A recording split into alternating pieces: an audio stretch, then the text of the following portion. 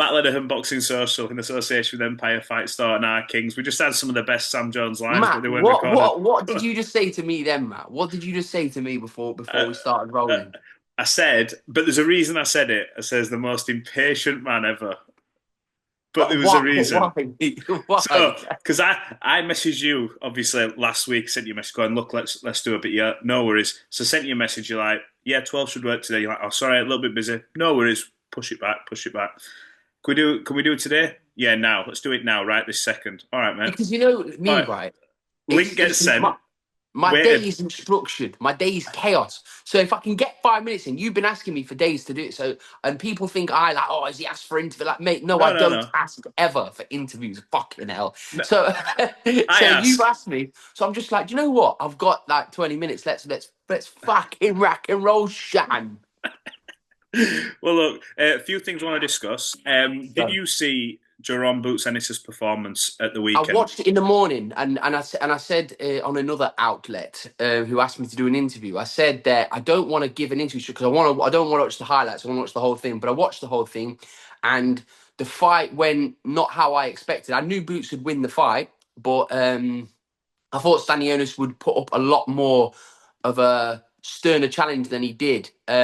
But that was down to Boots being absolutely fantastic. But like I say, let me blurt it out quickly, Matt. That's the performance that Boots has promised, that people have thought that he's capable of, and he hasn't quite delivered yet because he's been a little bit flat, if we're all honest, in his last couple of Mhm. performances. So you wanted to kind of see, is Boots that guy? And after that performance, he is that guy.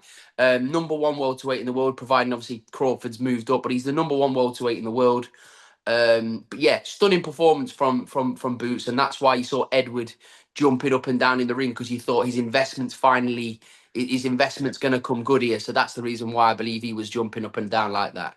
There's a couple of things from this in the press conference after. One of the comments I heard from Boots was, and he's quite introvert for how like colourful he is in the ring. You know, the flash, the Yeah, yeah. outfits. He's very like softly spoken, and he just sort of said, is that what you all came for?" Kind of thing, as if to say, "Is that what you wanted to see?" He was very much like, And the "I answer is told you yeah. this, I told you this," kind of thing. When the better fighters come, I'll show out. But also, it reminded me of how accurate his punching was. Mayweather Gatti. It was the same arena as well, and I just thought he has lit him up like pinpoint I actually speed of messaged. hand. I actually messaged right someone before the fight, and I've got it, and I'll send it you after this. My mind changed, and in fact, do you know what, man? Oh no, I'll send it. I'll send it You you said it after. afterwards. I'll send it afterwards. But my message was because at the start of the week, I was thinking this is going to be a tough fight, and Same. on the night, and you can clarify this on our next interview. I'll send you the message I sent. I said, you know what? I've changed my mind. He's going to light him up like a Christmas tree.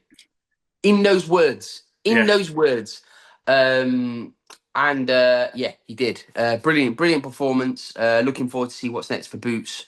I'd love to see the Crawford fight, but it's not going to happen because Crawford at 38 isn't going to be fancying someone who's coming into their prime like that. Is there a case for Crawford as well? Kind of. I don't want to use the words "what's the point" because we all love to see the elite versus the elite. But in terms of where he's at, he's going to fight Canelo. Providing he Yeah, wins, he gets a if rematch. I'm Crawford, yeah, if I'm Crawford, I ain't doing that fight neither. I'm not No. doing it. No, because it's just like you're fighting someone who's coming into their prime and you're creeping out of yours. Do you know what I mean? So Yeah. it's I can't fault him. No. What do you think in terms of the other fighters in the division? I saw Brian Norman a few weeks ago live in Vegas. Very good fighter. Um, Mario Barrios, WBC champion. Do they give Boots any problem? Because Stanionis was rated as the number two, and I actually think Stanionis gives a lot of fighters problems. He's Yeah, an yeah, excellent fighter. What does Crawford? It does not Crawford. Does Boots clean up in your opinion? yeah, yeah. Barrios. No disrespect to Barrios, but I think he's the weakest link in out of them champions there. So I think that if Boots fights Barrios, he'll eat him for breakfast. Brian Norman's a decent fight, but I just think Boots is a standout name. That's why win your belts and then move up and fight a Virgil Ortiz, someone like that, who's going to get the actual bet, who's going to get the best out of you. Because if we're all honest, it's the weakest welterweight division it's been for years, especially when we had them days of, sorry. especially Floyd Pacquiao. Floyd, Pacquiao. Then you had your Errol Spencers and Crawford's, Keith Thurmans, and Hmm. do you remember them days? Sean Porter. Yeah. Andre Bertos, and when Floyd Mayweather's like it's night and day, isn't it? It's like a Make a Wish version of that now. So it's pretty poor. Make a wish. Um, okay, mate. I want to move on. Ring Magazine put out today, but I think we all know this is happening. I think everyone in sort of the boxing scene has been reading about it. Looks like the Dubois and Usyk fight is getting finalised for Wembley Stadium in the upcoming months. Thoughts on that? I'm sure you've heard the same for a while now, but seemingly it's going to get finalised very soon. Yeah, it was my understanding that that fight was going to happen for July. Yeah, it's a good fight. Like I said yesterday, Matt, I don't really know what Usyk's kind of doing because it's just like he must just love boxing, Usyk, because he's made so much money, generational wealth. Um, he's beaten everybody, some of them twice. Like you look at AJ and Fury, two of our best, right? Yeah. Beat them both twice. Um, what more's he doing it for? He beat Dubois, stopped him last time. I know there's a little bit of controversy in that fight, but fair play to him because Usyk can't really get any better, and Daniel Dubois has got better. So it's a great fight, but I will never ever bet against Usyk for as long as I live and for as long as he's because I've done it like countless times now, and each time he's made me look a bit silly. So I will never bet against Usyk. But you give and you admit that Daniel Dubois, this Yeah, version of him, has got more of a chance. Where do you put the fight then? Is it a 60-40 for you? Is it a 70-30? I How don't much even of a really want to competition? say that, Matt, because Usyk could probably win even easier than last time. We don't know, but Daniel Dubois, with the confidence he has and how hard he punches, and like something clicked with Daniel Dubois, didn't it? I think it was the Jarrell Miller fight where he Yeah, kind of got past the adversity of because people were calling him a quitter. Daniel Dubois has done so well. I've been a big fan of Daniel Dubois, the turnaround he's had, and he's looked quite like a wrecking machine, hasn't he, Daniel Dubois? yeah. Um, I give him a great chance, but I don't want to back him to beat Usyk because I don't want to be wrong for the billionth time. Well, look, he's a terrific fighter, and so is Daniel. It'd be an interesting event. I want to get your opinion on this fight this weekend. There's two, obviously. Matchroom have got Dalton Smith defending his European title with Josh Warrington on the undercard. Flip to Yeah, Birmingham, and you've got this rematch, which is I sort of picked up as well in the past couple of weeks over this contract dispute over 10 and 12 rounds. I've seen Frank Warren on TalkSport. I don't know whether yeah, that I was watched this it. Yeah, morning. What do you make of what's going on now? Because I was under the impression that from what Ben Shalom had said in previous interviews that this has been resolved, this has all been sorted, which to me means, look, there was an error. We've given Liam maybe a couple of quid. This is all now 10 rounds. But what do you make of this? Because for Ben Whittaker, he's the fighter. He must be sat there looking around going, what is happening? if I'm Ben Whittaker, I'm really mad. If I'm honest, I'd be fuming if I was Ben Whittaker because the people around him have fucked the job up, haven't they? And they've made him look bad because it's like really Ben could come out and say, okay, let's just do the 12, but they know that Liam Cameron is more seasoned than him, Mm-hmm. and they know that if they're going to do a game plan of outboxing him on the back foot, it's best to do it in less rounds. Mm-hmm. Um, so yeah, look, it's embarrassing, isn't it? It's really embarrassing because we're in fight week and you've got Frank Warren coming on TalkSport saying it's not resolved yet. So it's when are they planning on getting it resolved in the changing room? Because as far as I'm aware, um, Liam Cameron is going into this fight the weekend believing it's a 12-round fight. Mm-hmm. So, and if it's not, they're either going to have to financially compensate him well, or it's a 12-round fight, or there's going to be a lawsuit. It's a mess. It's a complete mess. But look, it has brought more eyeballs to the fight. Like it's made the fight more. interesting because it's so. Listen, as we all know, especially in boxing, controversy sells, and this is Yes, controversial. So, facts. in some ways, it's been very embarrassing on the boxer front, but in some ways, it's been quite good because it's drawn more attention to the fight. So it's kind of Yeah, it's not the worst thing in the world what's happened. I don't know whether it was done on purpose. I highly doubt that. But regardless of any situation is, we're all interested in it more because one, it's fight week and we still don't know how many fucking rounds there is. So it's interesting.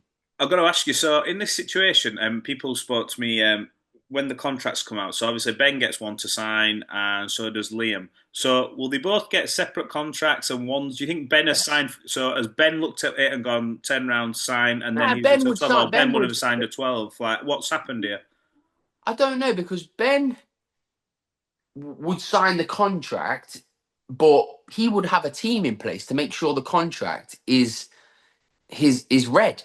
Mm, So Ben's management really need to look to themselves as well because if the promoter's got the job wrong, like the lawyer of the promoter that's drafted the contract and and Ben or Ben, whoever the representative would have signed to say that's my signature. Now the fighter must sign their signature.